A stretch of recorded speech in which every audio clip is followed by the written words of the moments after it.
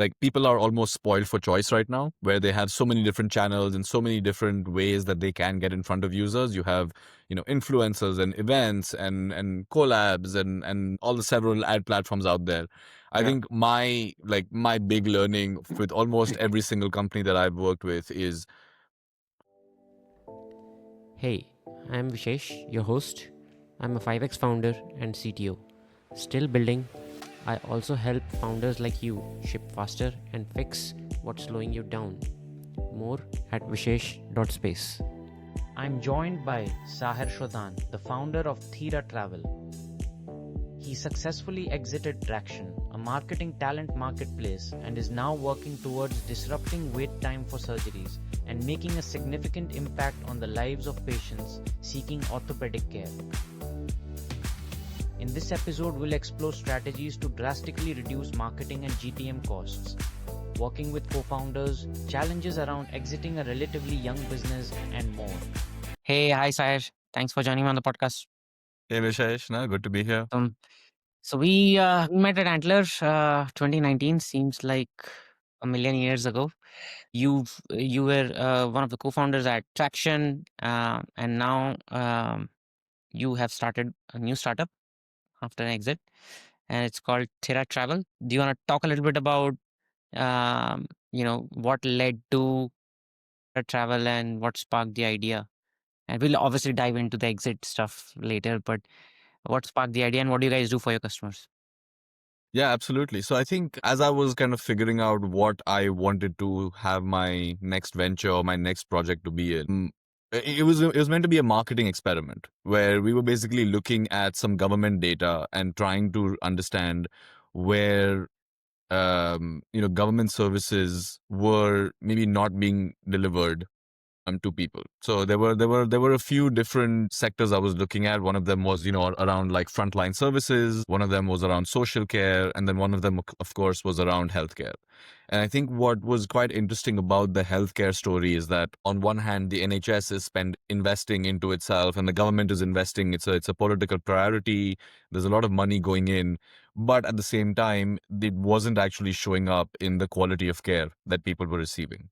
So if you look at the number of waiting lists, they were still growing. I think the NHS put in something like 20 billion extra, 20 billion pounds extra into the system, and it led to a reduction of less than 1% in the waiting list. So, that obviously got me interested, saying like, where is all this money really going Going. towards?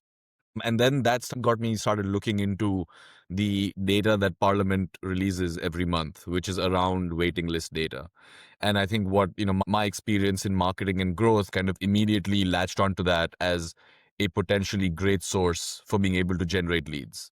Because you get really granular postcode level data, very high quality data, because this is from the government itself. And from there, you can kind of understand what the trends are, what the problem areas are, and which parts of the system aren't really working well. And one of the parts that was like very very obvious for me is around orthopedic care. So orthopedics is a funny one because it's almost always elective surgery. It's not life-saving surgery. It is more a quality of life surgery. But because of that, it is rated quite low by the NHS in terms of urgency. Mhm. Think if you break your arm, for example, you will be seen immediately Right. because that needs to be fixed right now. But for people who are suffering in long-term pain with a bad knee or a bad hip, they are often put on waiting lists for. I mean, we've had patients who've been on the waiting list for 6 years and they still haven't gotten treatment. So it was a big problem. And on the flip side, it's a relatively simple surgery. There are very few complications if done correctly. And so that's how we initially started working on running ad campaigns to these local postcodes, getting the leads. And initially, the vision was that we would just collect the leads, qualify them, and then sell the lead on. Hmm. However, when we started speaking to the clinics abroad and talking to them and meeting them, they actually were much more interested in someone who can help prepare the patient, prepare them for what medical travel looks like, what they can expect, how it's different from getting care locally, and then basically manage more of that experience. So that's what we do today, which is we help patients who come to us, we help them figure out what are the best choices, what are the best options for them, the prices, and then we we're kind of a full stack solution. So everything from the flights to the airport pickups to the surgery to physiotherapy to aftercare in the UK, we take care of all of that for a patient. Right. Where are they traveling for their surgeries right now? Which geographies are you working with on the other side? Yeah. So the most popular destinations right now are Poland and Latvia for us. The number one and two. We also have some patients who go to Turkey. But what we found is that our especially for more serious orthopedic, for more serious surgeries like hip replacement, knee replacement, they prefer to go to slightly more expensive but better regulated markets. So both Latvia and Poland are part of the EU. They have really strict infection controls. They use really high quality implants. The surgeons are very good. So there's no compromise there. And so, how far along are you guys? Are you bootstrapping this right now? And you're a solo founder, right? How is the solo founder life? It's not easy. But Right. I think, I mean, again, from my experience with Antler as well, like co-founders are it's obviously great to be able to have someone who can share the workload with you. But I think the flip side of that is you really need to know, like, I think it's important that you know your co-founder before becoming a co-founder with them. So either as a friend or as a colleague or as a boss, whichever. But I think it's important to know the person more before you get working on a startup with them. Because I mean, my experience was just that we had, three co-founders when we started Traction. By the time it was eventually acquired, there was just me, and both the other co-founders had left at some point in the journey. So I think, doing it this time, it's a lot more work, and I probably move a little slower than I would like. But at the same time, I know I can trust my quality of work, and my personal relationship with myself is the only thing I have to handle There is no instead of two handoff. other people. Exactly. There's no handoff. This is still a bootstrap business. We're still quite early. It's been about a year that we've been online and accepting bookings, but I think the response from the market has been fantastic. We've done more than 30 patients so far. We have zero complaints. We have a good 20% of our patients have actually gone back for their second hip or knee replacement to the same clinic, and so yeah, it's And so, like to start a venture like this, what kind of legal hurdles did you have to cross, if any? Yeah, so I think the most important bit for us is that we try really careful. We're really careful not to be giving any sort of medical advice. Right. So when patients come to us, when they come to us with we collect the medical information. We share this with the surgeons and the clinics that we work with. But at no point do we try to give any sort of medical recommendation or preference for one clinic or the other. I think, what we try to do is we try to establish a very strong baseline based on the credibility of the clinics that we work with and the surgeons that we work with. And we pass along any medical recommendation comes from the surgeons directly. If a patient does have a question about what's the process for the surgery or what the recovery process would look like for this patient, we always make sure it's from the surgeon itself. Because again, we're not qualified to be giving medical advice. We don't have any medical license to be able to give that. So we don't. Otherwise, in terms of legal hurdles, I think it's not so much legal hurdles, it's more about how you just being honest and transparent in the information that you provide. I guess it's good to not have that problem. All right, switching gears. I know you have a growth background. We'll dive into that as well. Yeah. Given that you're doing all of this um, sort of solo right now and you're wearing a lot of hats, um, are you using AI for any of your copy work? We spoke earlier about you running ads. What kind of AI are you using for copy work, and how can one not sound like a robot while using AI? Do you have any tips for us? Yeah, I mean, I think one thing that to answer your question, using a lot of AI kind of throughout the process, Right. whether it is the brainstorming, whether it is trying to figure out what the hooks to the messaging are, or even actually writing large parts of our content. So our SEO and content, large parts of it are written by AI, but then of course reviewed and changed. I think my experience with growth kind of helps me in that tremendously because I've actually done a lot of this manually over the years, whether myself or through a freelancer, but I've been the one who's have to either review and make sure something is ready for production. So I think that gives me a bit of an advantage because I know what good looks like. That's always the problem with AI tools, because any response they give you seems like it's a very well thought out and well researched and articulated response. But if you actually know the subject matter and if you've actually done these kinds of projects, you actually know what good looks like. That's probably why whenever I've tried AI for any sort of like coding projects, it doesn't go as well because I haven't coded in the past before. So it's like everything seems good to me. But no, on the marketing front, I think AI is especially good and getting much better at being able to write like a human and make content that sounds like a human.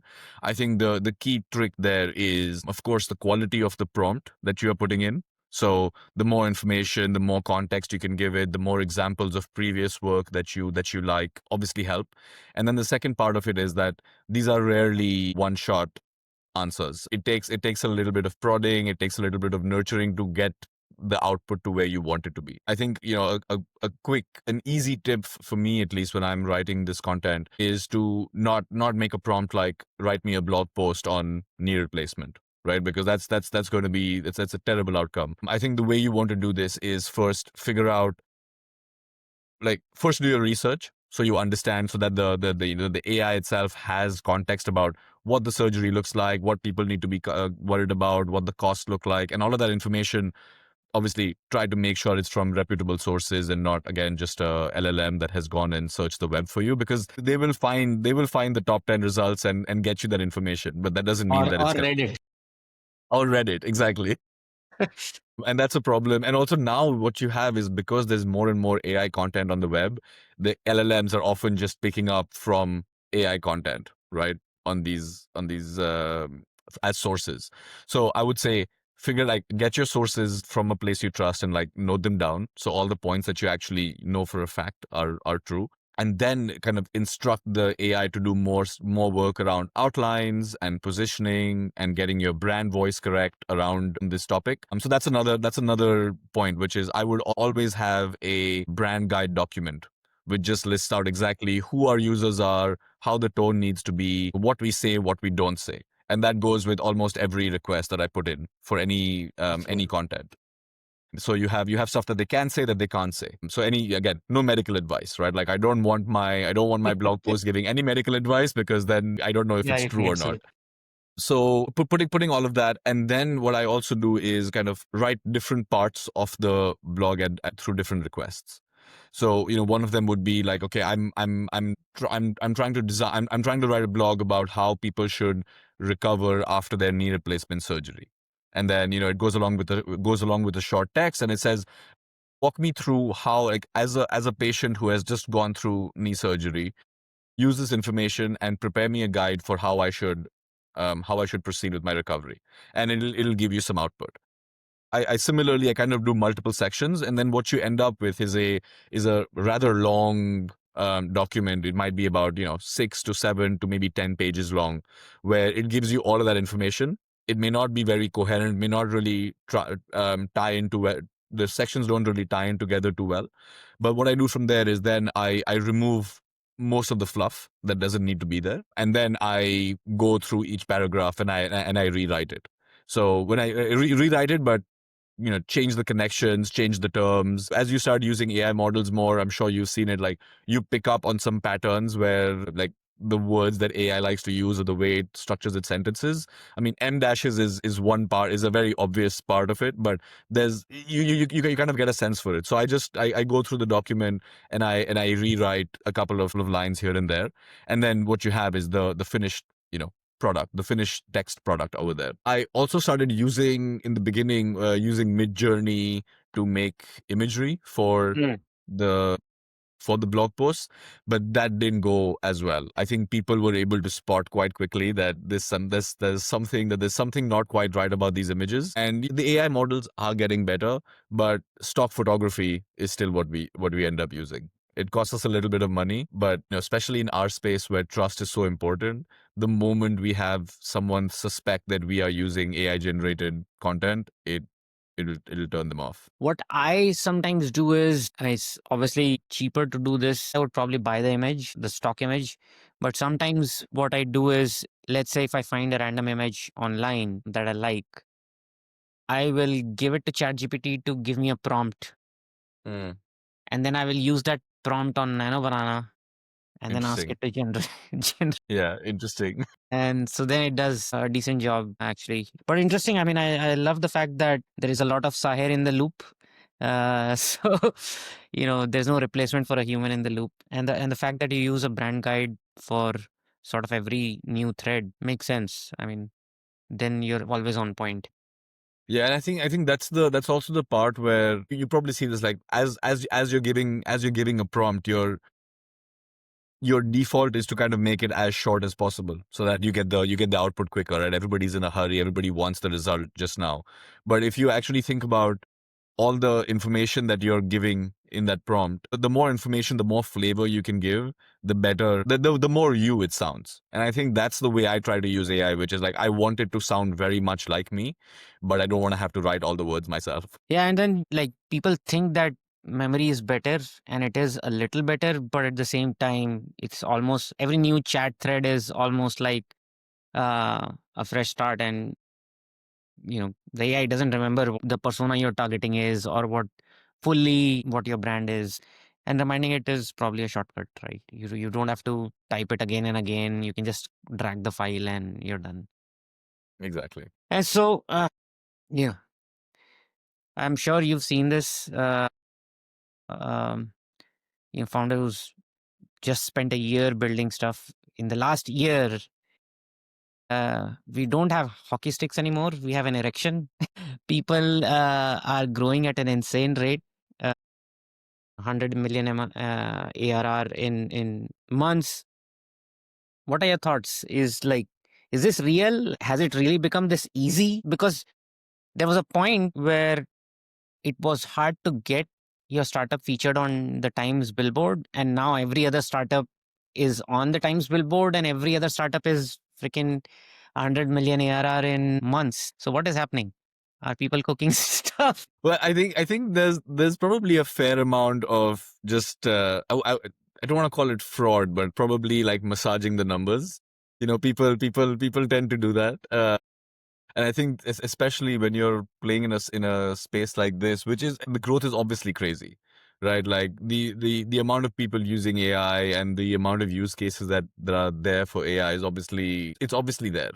Yeah. So I don't think the usage is necessarily a bad thing. I think it's more about, we saw this even when we were working at when I was working at Uber, where you can have really high revenue numbers, but then you're actually burning more than your revenue, and you're actually burning incremental dollars on every extra dollar of revenue that you make.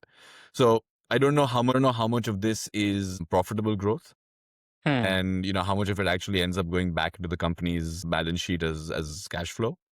But what I would say though is that there are several products that I use today as part of my tech stack. Some of them are like smaller startups. So Granola is a good example where I don't know what I would do without it. Right. And I'm just a small part of the pie here, but I can imagine enterprises being able to, like, looking at AI and seeing just the vast amount of overhead that they can reduce by implementing these. So I think it's definitely a boom cycle, and any boom, there's going to be some sort of waste and some sort of inefficient spending going on. Overall, I think, yeah, I mean, this AI is pretty much here to stay. You can't, I don't know how the world goes back from this. Yeah, given your growth background, I thought you had some insights on how to massage the numbers. So if I Well, were looking to massage the numbers, let's say, what should I be doing? I think that's probably a better question. okay, well, the way I've seen this happen in a few companies, an easy one is, if your company is less than a year old and you have a big marketing campaign that you can put out, like a big marketing push that you do, you can probably rake in, several tens of thousands of dollars in the first couple of months, and then you can annualize that over 12 months. Actually talk about your ARR, you're talking about an annualized ARR. So if you just made 10,000 this month, you can actually say, oh, I've already crossed 100K MRR in the first month of launching. So that's a common tactic, but I think it also gets spotted out quite quickly. I think the like my experience with growth, I think the insight would be that your initial MRR numbers are just so inaccurate. You actually don't know because a lot of it depends on how much you're retaining, how much people are spending more time with the product versus just getting people through the door. I think that was very much what the, web 2.0 growth stack was like. You would have a wait list, you would get people in, you would have like an early bird offer, you might offer free lifetime use for something, and then you kind of build that as you take that market pilot case study to investors, and then you get more money out of it. I think with AI, the thing that changes though is that usage actually is really expensive. If you actually give somebody a free lifetime deal, like they will bankrupt you. It's not hitting your wrist. Exactly. So this becomes a different challenge. And what I've seen though is that it's also one of the few markets I've seen where not only do you have incumbents who are in the space already, but they are like the giant incumbents. You have Google, and you have OpenAI, and you have Claude, and it's everyone playing in the same boat. And so, if you're trying to build apps on top of this, it actually becomes really hard. I was actually working with a company, I was consulting for a company that was building a AI study tutor.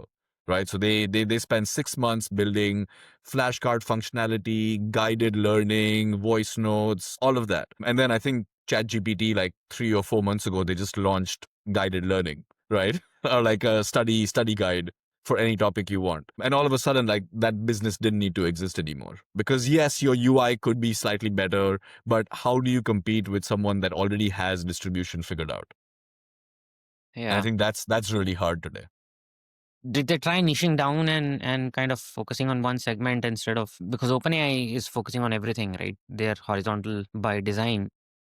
Yeah. Or did they have to shut Yeah. down completely?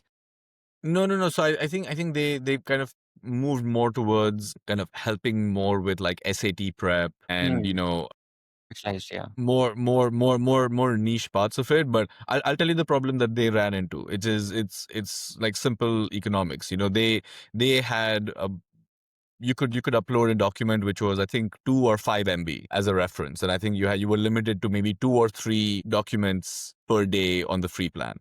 Now, if Hmm. you compare that with something like Notebook LM, which is Google's product, you can put in 5 GB of files a day on the free plan. It'll. I mean, of course, they're not making money on it, right? They're burning a bunch of tokens to be able to process that information, but they don't care. So as an independent company where you really can't afford to have such high usage limits for your users, especially on a free plan, I think you have to like position yourself differently. Either you go only paid, where you don't have a free plan, and you just make sure that your product delivers enough value so that people use it. Or the second thing is you have to figure out something that Google or OpenAI just have no interest in doing right now. So when you have a free plan, of course you can't compete with the Googles and the but if you actually get your unit economics tighter and niche down, there is a market. So were they venture backed and there was a lot of pressure to kind of grow at a pace and they were not? Yeah, I mean, I think multiple reasons. One is that yes, they were venture backed, and there was obviously pressure to grow, and it was also part of a kind of pivot that they were executing. But I think the bigger problem that they particularly faced is that they were going after students, and students are a tough market to crack. No. Right? They don't have the money. Free is always the number one thing that they care about. Also, they are the ones who are willing to jump through the hoops of like creating multiple email addresses or multiple phone numbers to get more free stuff out of it. So it's a tough market to crack. And I think the other one is because like when you say students, it's a really broad market. Like students is a big thing. Like are you preparing for high school, are you preparing for university, vocational courses? And I think ultimately it comes down to, are you solving a big enough problem for your user? Because AI is great, right? Like AI can technically solve a lot of problems, and it's good for everyone. But for someone to actually pay extra money, you have to do a lot of you either have to do a lot of things quite well, or one thing extremely well. Yeah, I think in the study space, students obviously they are the startups of the B2C world. They don't have money. I think the two ends of the spectrum, though, there might be different stories. So young students where parents are funding most of, early stage, higher secondary, and before. And then maybe specialization, people who are already in the market, maybe post undergrad and now are looking to specialize and whatnot. They have a job or whatever and they have the money to pay. Those two make sense. Wow. Anyways, let's switch gears. You spent roughly 4 years. How did you know? You said people parted and you were the only founder left. Was that the driving reason for you to kind of say, this has gone far enough? What was the point where you knew you had to exit? Yeah, good point. So, just to give you some context, so Traction in the beginning was meant to be, we were trying to basically pull data from marketers and freelancers off their marketing history. So, their Google Ads account, their Facebook Ads account. We were trying to pull this information, run some analysis on it, and then be able to recommend exactly the right marketer to the right brands. So if you came in, if you came in and said you needed a B2B lead gen expert in your niche, we would try and find you somebody who fit as close as possible to that. Ideally, it would be somebody exactly in your niche, but that wasn't always this possible. So we'd find you somebody who had like a proven experience in that field at your stage of the company that fits your budget. So that was the initial vision. And as we started building it out, we kind of realized two things. One was that our solution worked really well for early stage companies. So seed to Series A loved our solution. They growth for them was existential. They were spending a lot of money. It's often the first thing you do after a funding round is start building out your growth function. And so that was a really good kind of entry point to us for the market, and they really valued what our product and service did. I think the part that wasn't as good is, again, like you said, they're early stage startups, so by definition they're in a risky position, whether it is the market not wanting the product or poor execution or poor timing. There's a range of factors. And what we often found is that we weren't able to build really sticky relationships with these companies because they would churn out quite quickly. They would work with somebody who had experience in their field, not see results for 3 months, and then churn out. And then they would be like, oh, the marketing didn't work. And I mean, it's true, but there could have been other factors as well. So that was quite challenging because, again, as a marketplace, you're taking in your commission revenue. You kind of need those sticky relationships in order to fund the rest of the model, the acquisition, the operations. And what we started seeing is that in order for us to be able to find sticky revenue, we moved towards slightly larger companies. So companies that were between, let's say 500 to 200 people. So slightly more established companies which understand what their growth function needs to be. They already have some sort of product market fit that they are now kind of expanding upon or want to improve on. They also have a very good understanding of whom they need to hire for. They were looking more for like a talent partner. And so in our search for revenue, we were very happy to become that. But in the process of becoming that, they valued this whole data-driven process less as much as the soft skills, right? Like what experience does the person have? How do they get along with the team? What are the team dynamics, the culture fit? And so we started doing more of that. And at some point I realized that we were just becoming a staffing and recruitment platform, Yeah. and that's not really what I wanted to do. My thing was more about, I wanted to build a kind of scalable tech enabled marketplace. And staffing and recruitment it's not like I didn't particularly like it. I just had no experience in it. And as I got experience in that field, I kind of realized that there are better founders than this, and there's probably better opportunities for me to pursue as well for myself. And I mean, that was still like, it still took maybe a year and a half from that decision to actually being able to exit in a smooth way where investors were happy, the employees were happy, the acquirer was happy. But yeah, it's when I realized we were becoming a staffing and recruitment platform that I realized that, okay, I probably should step out. And so, if you can spend a few more minutes, how did you find the acquirer? And what does it take for, because a lot of startups do end up this way where either the founder market fit is not there or the interest is not there. It's still early enough, so it's not a massive exit opportunity, and the acquirer knows the founder is also about to exit. How did you find the acquirer and what was that process like?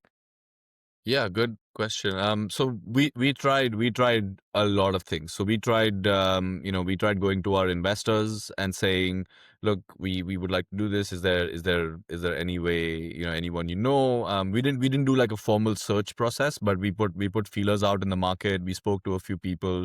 We even used platforms like Hmm. acquire.com. I think acquire.com. Yeah, we used some platforms like that as well. But we didn't really get good interest from there.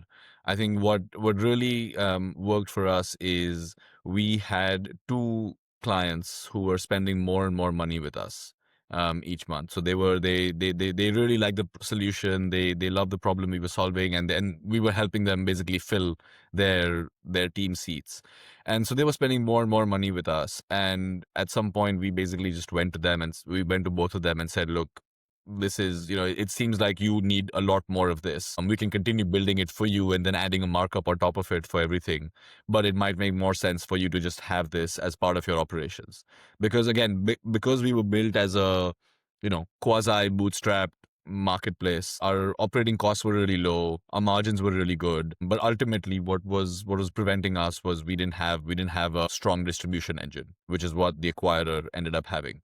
So we initially started having some chats about what the deal would look like, what they would get out of it, and ultimately I think we got lucky because they had been trying to build a business like this in the past. So they had a few attempts at building a similar business internally. They hadn't succeeded, and so then as kind of they saw where we were headed, it seemed like a good fit for them. Especially for startups that are starting out with enterprise accounts, this selling to a customer seems like a viable option because early on you're small, the B2B business has probably poured in a lot of money. That makes sense. And timing, I guess, interesting. And so so you've scaled the business to a few customers.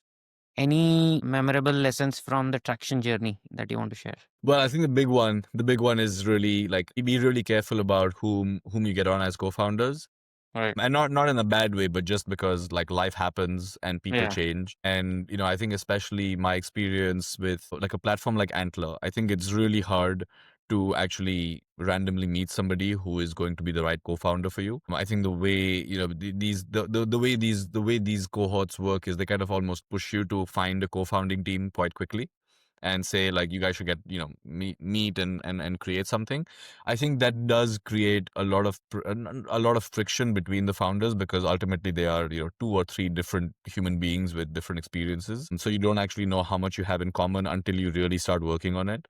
And also startups are quite long, right? You're going to be spending 4, 5, 10 years maybe with that person. Getting that right is really really hard even in the best of times, and I think almost impossible if you force people to get in quite quickly. I think the other thing I would also definitely a learning from me and which I'm carrying into the next venture is about being honest with yourself about what the business can do. Right, I think it's quite easy for founders especially to like continuously work on pitch decks and make the ambition bigger and bigger and bigger at a point where it reaches a point where it it goes even beyond the realm of fantasy. Like founders are meant to be almost Yeah. like That you're meant to escapes be reality blindly because of. optimistic. Sorry, yeah, Yeah, go ahead. yeah, you're meant to be blindly optimistic, but at some point, if I go through my old like traction pitch decks, some of the stuff just sounds crazy to me, right? Like, so I think being honest with like the team about what it is exactly that you're building also makes a big difference. Yeah, yeah. Yeah, I know I mean, one of the problems with the VC model is that, right? Like for a startup to be venture backable, it has to have an enormous vision. And these days, every founder starts with that. We are forced to have a massive vision, whereas that forceful expansion of the vision is probably not the right thing. Yeah, and I think that problem is made worse also where a lot of first time founders are uh, maybe pushed or convinced or they feel like they need to be creating, a VC backed business because that's what they think the default is. And I think that's really hard, because the odds of you as a first time founder being able to have a $1 billion outcome or valuation, like it's really, really hard. I mean, yes, there are people who have done it, but they are almost the exception that proves the norm, right? So I think especially for someone who's looking to get into entrepreneurship, it makes so much more sense to have like a starter business that you go with. So it might be an agency, it might be a dev shop, it might be some business that doesn't require $1 billion exit for you to have a good personal outcome yourself, and also helps you understand all the different parts of a business, right? Like the accounting, the marketing, the sales, how the P&L actually works. These are all things that are really key to learn, but it's very hard to learn that when you're trying to build a $1 billion business, because then, even if you reach a great milestone like 100,000 revenue month, that won't be enough for you, and you'll kind of wanted to keep go until you don't really. Yep. According to LinkedIn, it has become way easier than what you and I believe, but we'll leave it at that. And so, a year in healthcare so far, and you don't come from a healthcare background, right? You come from growth and marketing. And what has been the journey like? Um, what are some of the unique challenges that you've faced so far in healthcare that you didn't foresee? Yeah, I mean, I think the one that sounds really obvious right now, but it is that everybody is so different, like from a physical standpoint, and Hmm. that it's very hard to do kind of one size fits all. I think that was my initial that's how I initially started this, which was, assuming you have kind of one funnel, people go through it, there's some automations, they convert, you make revenue, right? Like that was my initial way of getting into this, where I wanted it to be very little human touch points, and kind of bring it through, like make it more self-serve.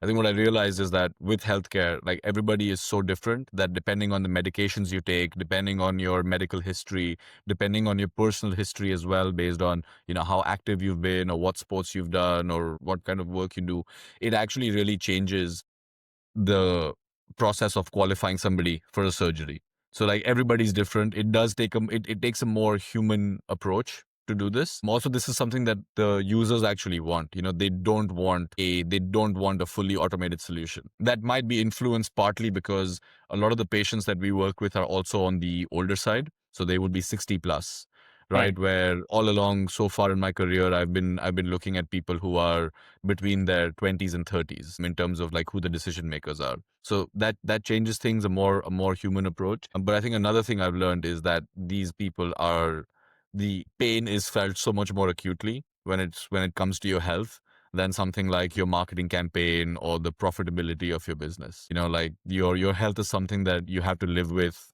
all day, and if you're not healthy, the other things almost don't matter. Yeah, makes sense. Especially people at that age bracket don't want to take a chance traveling abroad and getting a surgery. Yeah, makes sense. And so we spoke about this earlier. You've been leveraging a lot of online ads given your background for your new business as well. How have things changed from, say, your traction day in terms of running ads, and um, are you seeing um, what's the impact of AI, and how can people reduce costs on ad spend um, today in 2020, well, 2026? Well, so there's a few things. I think one of the things that has made life a lot easier for a lot of marketers is the fact that, on platforms like Meta now, there's very little targeting that you need to put in. You kind of put in your creative, you put in your message, you put in your gender and age range if that's relevant. But we kind of, even for our business, we kind of leave it blank, and we let Meta's algorithm do its thing. And I found it to be a lot more efficient, a lot more easier. It does take a little bit of money to start, like, to figure out learning when you start a campaign, but it's actually made it so much easier, where now you don't need to have a lot of tracking information or tracking specifications, and you can kind of just let Meta's AI do the work for you. So it's like an invisible AI tool, but it definitely makes life easier for marketers. I think the second one, the part which, I think it helps marketing the most, is in being able to speed up the pace of content production without sacrificing quality.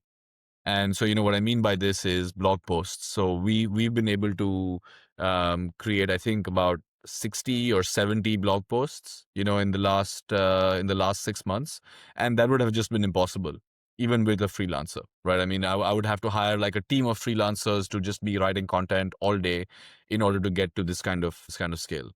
Now, being able to use, like we talked about, being able to use AI in the workflows, and then with a bit of human in the loop review, it reduces the time by maybe 10x.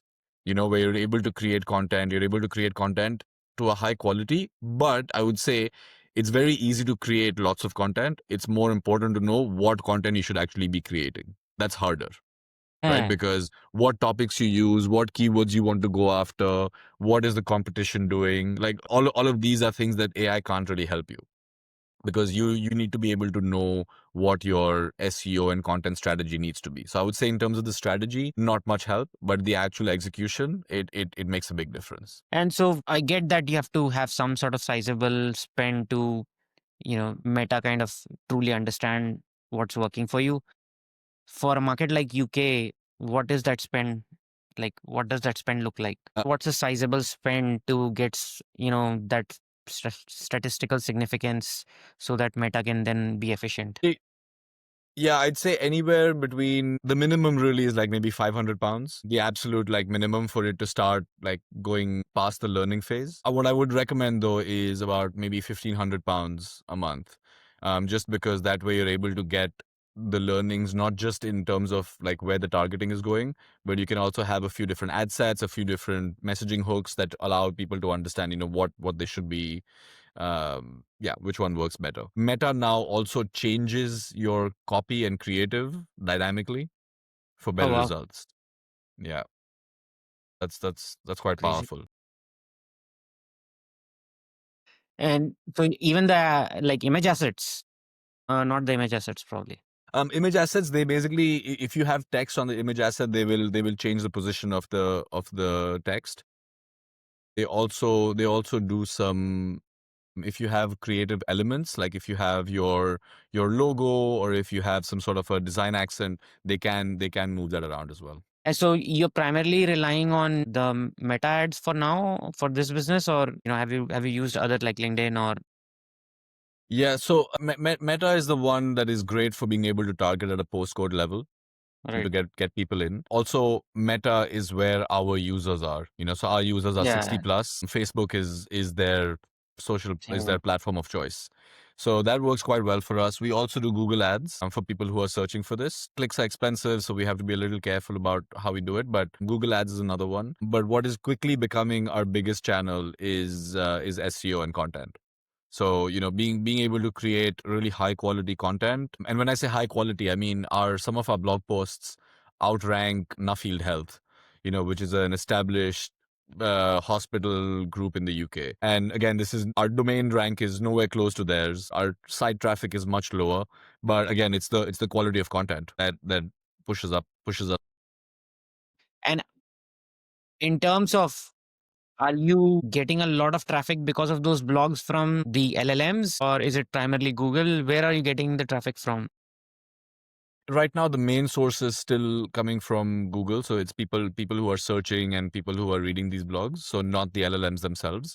We do get traffic from LLMs quite a bit, but it's funny because on one hand we have a lot of LLMs who are constantly scraping the website.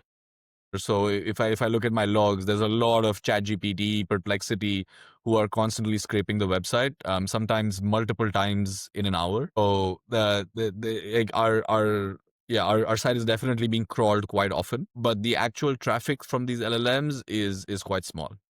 So quite small. And so far, I can't tell you if it's high intent traffic or not. Um, all right. Changing gears again. Let's talk a little bit about your founding journey. What's the one belief that you had about startup success that hasn't aged well for you personally? I thought having a big team was a sign of success. Mm. And I think that's how for a long time, it's also how I would judge the success of a company, was not so much by how much they raised, but like how big the team was, how many people they had in product, and then how many they had in operations. And I think now what I realize is just the opposite. I think being if you can have a business that requires like as few people as possible to be able to deliver what your customers want. There's really nothing like it. I mean, it helps with keeping better culture. It helps with keeping your P&L in check. Obviously, also it forces you to not do extra things and Oh, yeah. focus on like what really matters. Yeah. Yeah. Once you overhire, you have to then manufacture work for those people. Exactly. Yeah, makes sense. A common founder behavior that amuses you now. I think it's got to be people celebrating their fundraising. As someone who's done fundraising and is probably going to be doing it soon, like it's actually really painful to give up a large chunk of your company. I understand from like the PR angle, and it maybe helps you get to recruit employees and maybe gets you some intros and connections. But yeah, in general, like be celebrating how much of the company you've given away really is I think I still find it quite odd.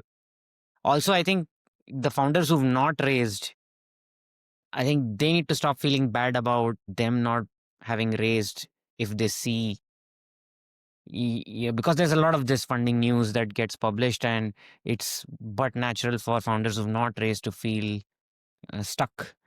And I think that's not really what progress is about.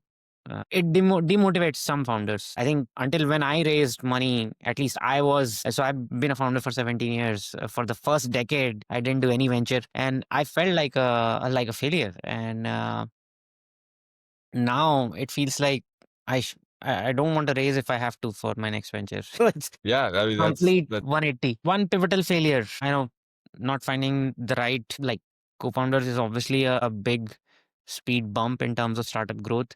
Apart from that, like what's been a pivotal failure that eventually led to some success? well, I know several that didn't lead to success, but uh,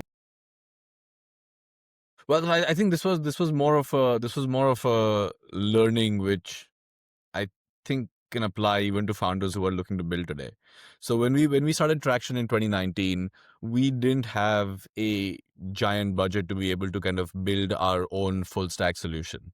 So our marketplace app, our supplier portal, our customer portal, we didn't have a lot of money to be able to build that entirely from scratch. So we used something called Bubble, which is a no code app builder to build the entire thing in. First year, it worked out beautifully. We'd spend maybe 20,000-30,000 pounds on getting the MVP out. We had an MVP in a few weeks. We were able to onboard users. We were able to, start making them do transactions and communications. Everything was kind of going quite smoothly. I think the learning from that is as time went on and as we built more and more functionality on top of it. So we had call scheduling, and we had document upload, and we had milestones, and being able to track the relationship between freelancer and brand, kind of what the standard you see on Upwork right now. As we started building more and more of that, we faced two problems. One is things would start breaking that we wouldn't understand why they were breaking, because again, it wasn't our tool, right? We were working within a framework somebody else had designed. So we spent a lot of time trying to clear out what these annoying bugs often were. And then the more fatal issue was that at some point, especially after 2.5-3 years, speed was just a massive issue. Like we were just not able to get performance improvements the way we wanted to. We had a CTO who was working on it quite a long time, but again, the amount of effort that was spent in trying to clear out the technical debt was just really not worth it. So if I had to go back and kind of start that again, and I think a lot of people do that today with like vibe coding tools as well, where it's really easy to get a MVP out and be like, oh, this took me 2 days. And the same thing with like Lovable's 100 million ARR or whatever number they're at right now. I think that's the big risk at the end of it, which is you can get something really nice and shiny that works for you for a few weeks, a month, maybe even longer. But like unless you have somebody who really understands the engineering side of it and is helping build that from the beginning, you're going to end up in a position where you just have to, like, it's not fit for purpose. Yeah, absolutely. Back in the day, I started as a single person consulting shop, and then eventually had a couple of co-founders that were non-technical. And out of limitation, we started like building stuff on Drupal and WordPress. And I had a similar experience. Like end up fighting so much with the framework and it becomes a time suck. It's much faster to just build something not from completely scratch, but from maybe frameworks that are a lot less opinionated and give you a lot more freedom. So I kind of hear your pain. All right. You said you've been advising, so you took a break in between and you were advising startups on growth. Um, any interesting stories there or learnings from that journey? How did you sell I to mean, startups?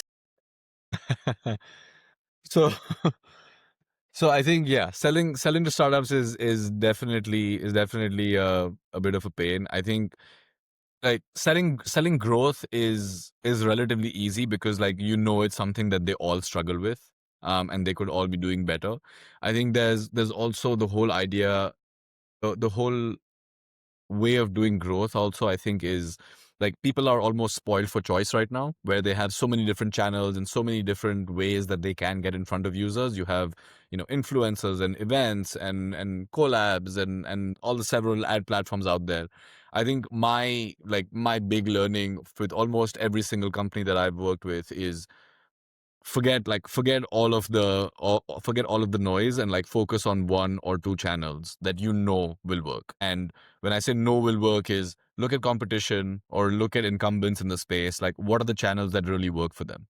And if that is where your user is, like you should focus and double down on that. See, the thing is, these platforms are almost like too big for anyone to really saturate.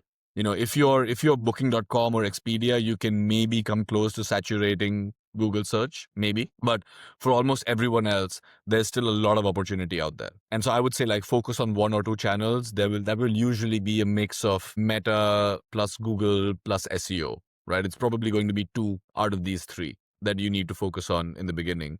And then basically putting in all of your effort into that.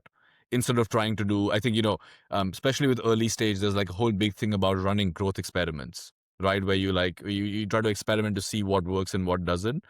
And a lot of people take this as, oh, I'm going to experiment Google ads, Facebook ads, TikTok ads, and LinkedIn ads. Like, that is absolutely the worst way to do it. Because not only are you not building your audience on any single channel and not building the learnings from the algorithm there, but you're actually replicating a lot of the work in different places. So what I all speak, like when I go into early stage companies and I see what their marketing stack looks like, I'm often telling people to like cut three of the four channels that they're spending money on and instead focus on one channel, but then invest a lot more into the messaging, into the landing page, into the automations that you have in order to like build a high converting funnel.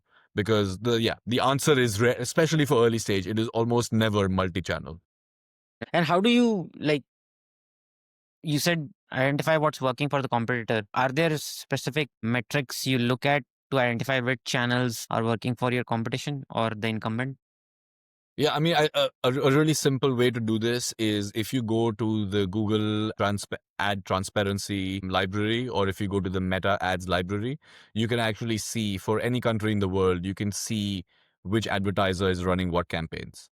So you can type in your competitor's name and you can see all of the ads that they have. You don't really get more metrics in terms of how the ads are performing, but you can see for how long an ad was running, which is a great way to know if an ad is working or not. If you see a lot of creatives that have been done in the last month but they are no longer live this month, it's a very good signal that okay, this was an experiment that didn't really work for them. But the fact that they have a lot of ad sets there, that they have live ad sets out there, tells you kind of, it's a good proxy of saying, okay, this is a funnel that definitely works for them or that they're investing money into. The And flip so side is also true. Sorry, the flip side is also true. So if you see a competitor and you think, oh, like I should be running ads on Facebook, and then you see that they are not running any ads on Facebook, again, that's just a way for you to like correct your thinking. Maybe instead of going all in, you try it as a small experiment and then see what works. It is also a great way to understand what kind of creatives work. So often if you go to your competitors' accounts, you will see that there are some ads that have been running for more than a year without the creative being changed. That is a really good signal because that means that this is a kind of make it and forget it campaign that is working really well for them this data is available publicly. publicly for free for everyone. We've reached the final section. Never get a cold email. This is a surprise. What's a book you recommend founders you meet? Well, there's a book, and not just to founder friends, but there's a book I recommend called Lessons from History. So it's by a husband and wife called Will and Anne Durant, and they're both like serious, like career historians. But I think the Lessons from History, it's a really short book. It's like 50 pages, and it's basically like the summary of all the learnings that they have about history. And I think the really powerful messages over there are like, location really doesn't matter. Like people have ended up doing terrific things in really, really bad neighborhoods, so to speak. So, the whole thing about, like, I think it counter positions about, should I move to SF, or should I move to London, or should I move? It's like, you can pretty much do anything anywhere. Anything. It might be a little harder. I think the second one is also that, like, things never last. You And can, like, your worldview as it stands today is going to be so different from the world that exists in 10 years from now. So the fact that, like, nothing ever lasts and that the world is in constant motion, I think is a really good lesson out of that. And then I think the third one, which is, to me, the most powerful one for me, is like the amazing achievements and accomplishments that humans have achieved, both in the past and that they continue to do so. I think that, at least for me, it kind of paints a very positive, optimistic outlook for what human civilization can be. And instead of, like, thinking about things like climate change or poverty and inequality, like, yes, these are obviously big challenges, but if you look at our history, we have accomplished so much more than that. I mean, climate change is going to be a small speed bump on the way to progress. yeah, I love that book. I actually have it It's a good somewhere one. here. Yeah. It's a really good one. If somebody would ask me what's your favorite book, that probably it's so dense Yeah. and says a lot in a lot less number of pages. Nice. Yeah, we both would recommend you go read it if you're listening. That was it. Where can people reach you, and are you hiring? Are you raising? Where can people find more about Thera Travel? Yeah, I mean, the best way would be to just drop me a message on LinkedIn, or reach out to Vishesh, and I'm sure he can share my contact details. Cool. Well, Saher, thanks for joining me. It was a fun chat, and it was great having you. Most welcome. Thanks, Vishesh. If you found this valuable, you can subscribe to the show on Apple Podcasts, Spotify, or whatever your favorite podcast app is. See you in the next episode.